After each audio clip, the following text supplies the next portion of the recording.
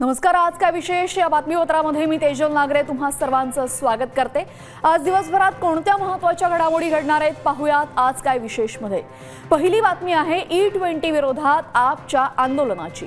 E20 विरोधात आप मैदानात उतरली असून आपचे नेते अरविंद केजरीवाल आज E20 विरोधात आंदोलन करणार आहेत। कसं असेल त्यांचं आंदोलन हे आपण जाणून घेऊयात आज काय विशेष मध्ये। दुसरी बातमी आहे रिक्षा भाडेवाढीची।